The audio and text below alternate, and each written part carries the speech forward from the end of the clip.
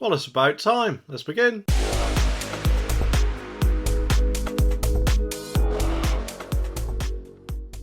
The article says that Just Stop Oil protesters are set to encounter steep police resistance, as Suella Braverman is to make it easier for officers to make arrests.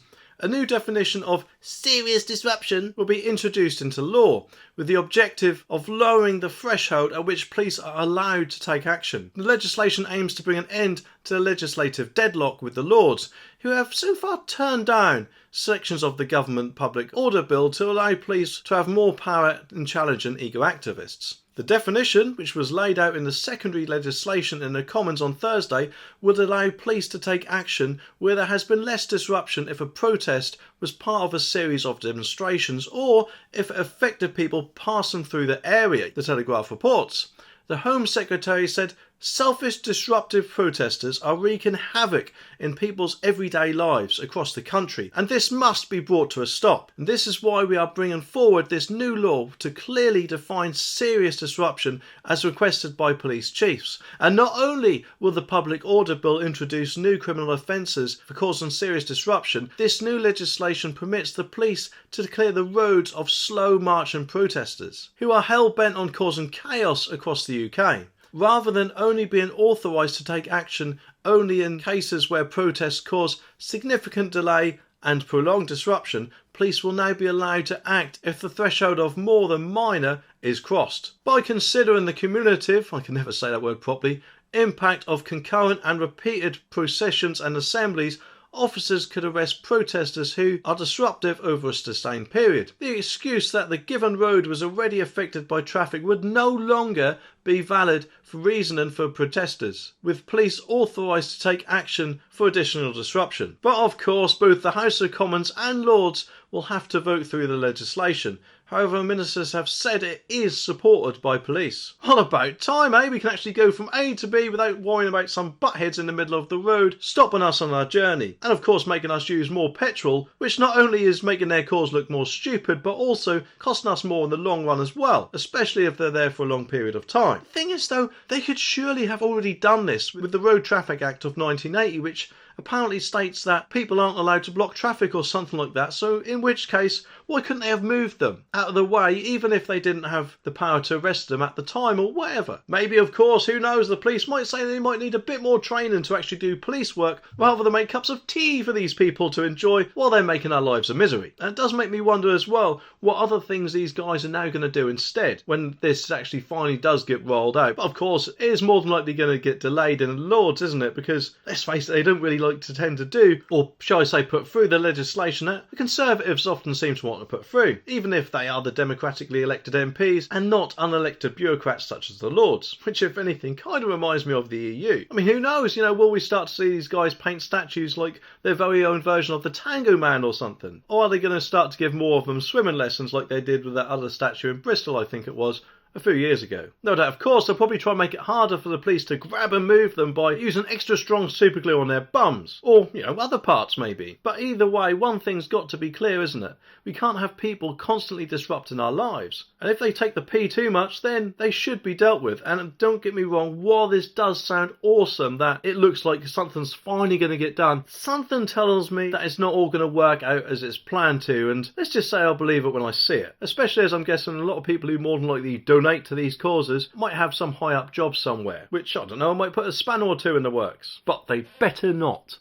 Poundland has made major changes across all of its UK stores, and it is good news for customers. The chain has slashed the price of dozens of products across more than 800 branches, and customers can get up to 50% off. There are price drops on everything from 4 packs of Galaxy bars, multi-grain Rice Krispies, and even smoke alarms. And it comes as food inflation shot up to 17.5%, and the rest, in the month of March. And that's an annual increase of £837 for the average household. And it means that families' wallets and purses are being stretched further on top of soaring energy bills. And that comes, of course, after Sainsbury's shook up its Nectar card by offering instant discounts on 300 branded items with anyone with a loyalty card. The scheme effectively mirrors Tesco Club Card, which apparently offers customers exclusive prices on 8,000 products if they sign up to the scheme. And these member-only prices can save the average customer apparently £350 a year, according to the supermarket. Millions of Tesco customers are signed up to a loyalty scheme, and it comes after Poundland announced it will open 50 new stores by the end of September this year, which apparently will create 800 new jobs, with stores opening in places such as Glasgow, Birmingham and London. Well, of course I don't know about you, but I personally think this is about time. I mean, surely they must have bumper profits if they're launching more and more stores in places. Even apparently Morrison's has started reducing things, including milk, which from what I've heard has actually gone down to £1.30 something I think it was, for 6 pints of milk, which, correct me if I'm wrong, but I'm sure it was that this time last year, when everything, of course, was just starting to go up to pea-taking levels. Although, to be honest, it does actually annoy me with schemes such as Nectar or Tesco's that make you sign up to them first so they've got all our details, so they can presumably make us the product by advertising their crap to us before letting us get the decent prices, which, to be honest, they should give everyone in the first place who is kind enough to shop in their stores. Because let's face it, we don't have to shop there, do we? We could shop at Asda or anywhere else. That doesn't actually require us to give them our details before getting a decent price. Although actually thinking about it, Asda has started a new reward scheme, which you more than likely will have to if you want to get future money back on your products. Either way though, it is good that shops are finally starting to put prices down, isn't it? And hopefully other supermarkets will follow, especially if Morrison's has now started to. It just makes me wonder how long that will actually be, because let's face it, I bet they've actually got quite used to raising prices as quickly as they have done over time. Although one thing is actually worrying me, and that is what Martin Lewis said, because from what I remember he said something like prices may not actually go down that much, because then that would be deflation, which apparently brings all sorts of problems of its own, which to be honest I don't think it would. My wallet would love prices to go down. So he seems to think that prices will actually remain at a roughly similar level, but just not increase any further. And yes, of course, while they are called Poundland, unfortunately not everything in there is a quid anymore, so while saving 50% on a pound obviously doesn't sound that much, it may actually add up in Poundland, especially if things are more than the quid that you want to buy, and hopefully they've got a much bigger discount on them as well. Locals are furious after cops sent a letter threatening kids who were playing football in the street just after one couple complained. Those living on the housing estate in Wandham, Worcester, if I pronounced that right, had the antisocial behaviour warning put through their post boxes, and the letter from the force advised parents to stop letting their children having a kickabout, as it cannot be accepted. One resident told the Sun Online it was bang out of order, and targeting children under the age of 10 for kicking a ball about is unfair. Darren Baker, who is 55, said, "It's what kids do, isn't it? When I was growing up, me and my mates were out in the street kicking a ball around whenever we had the chance. It's a natural thing to do for them. I'd much rather they were playing in the street where we can see them rather than goodness knows where, and it gives them plenty of exercise and also a chance to let off a bit of steam. The police really ought to have better things to do with their time than harass parents over their children playing innocently in the street. It's outrageous." Although unfortunately many locals who received the letter from West Mercer Police were reluctant to speak out, just in case their children were targeted by those who put in the complaints about the ball games. A mum of two boys aged 5 and 7 said, "My two love playing football out here with their mates after school and at weekends, and it made me and my husband so happy to see them play. It was a safe environment and they were getting exercise. What more could a parent want for them?" Which I guess she has a point. Part of the letter though said that if the kids aren't stopped, action will be taken. As apparently you will need to understand, antisocial behaviour cannot be accepted. The community has made it quite clear, and the government has responded with powerful legislation which has dramatic effects on individual offenders. As four spokesmen said, the letter refers to specific conditions raised by residents of Dockeray Avenue. It aimed to bring to the attention of parents the complaints that had been raised so they could discuss with their children the safety implications of playing in the road and how particular behaviours could be seen as distressing to other residents. Well, does anyone else think that the police's actions are way overboard here? I mean, what's that actually got to do with them? Since when did kicking a ball about in the street with your mates become a crime? It just seems nowadays that police often love to go around telling people off for minor offences while letting the big boys get away with things. I think they got their priorities wrong in this situation.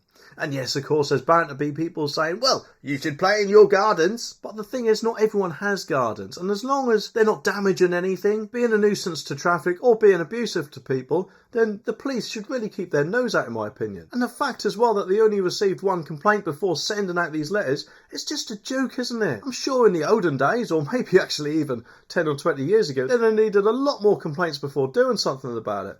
Just makes me wonder though if some sort of card was played for the police to take action, presumably worried they'd offend someone themselves if they didn't do so. It just makes me wonder whatever's going to be next. I mean, are we going to suddenly turn into North Korea, where apparently people over there aren't even allowed to watch American TV programmes, and if they do, they can get themselves in a lot of trouble, and also their families as well. I mean, are we going to go down that route? Please tell me we're not, and hopefully Suella Braverman will also give the police a verbal kick in the gonads and tell them to mind their own business, and actually to solve proper crimes first before even thinking about doing something like this again. I mean, would they rather children were locked up in their houses playing on computer games all day, which admittedly probably would make their job much easier for any kids that have Asbo's, but at the same time, that's the problem with children nowadays, that quite often they spend too much time in their rooms playing on computer games and are therefore not exercising enough, and probably certainly not as much as we all used to do. To be honest, I'm guessing the police will be backtracking on this quite soon and probably will put out another letter saying, oh sorry,